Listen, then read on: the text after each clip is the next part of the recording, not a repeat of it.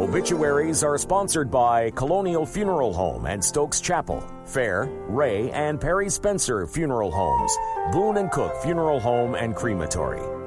Graveside services for Paul Hannibal Fagg are today at 11 o'clock at Ridgeview Memorial Gardens.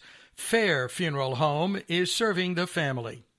Graveside services for Garvin Franklin Ryson will be held Thursday at 10 o'clock at Overlook Cemetery, with military rites performed by the Rockingham County Veterans Honor Guard. Fair Funeral Home is in charge of arrangements. Graveside services for Catherine Stevenson, 75, will be held Thursday at 12 noon at Overlook Cemetery. She will lie in state tomorrow from 12 until 5 at Fair Funeral Home.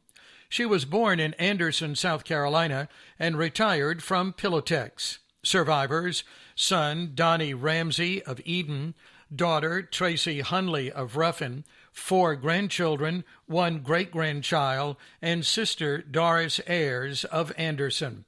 She was preceded in death by husband William E. Stevenson. Funeral services for Clarence Henry Terry of Axton are Thursday at 11 o'clock at Perry Spencer Funeral Home in Eden, with burial at Terry Family Cemetery. Public viewing tomorrow, 2 until 7. David Hampton, Jr., 69, of Cascade, died Friday.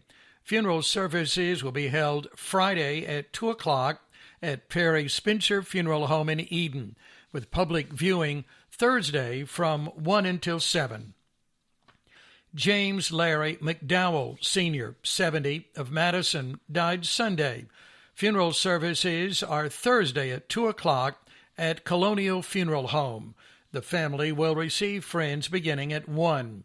He was born in Surrey County and worked for Sears for 22 years and later at Synergy Recycling.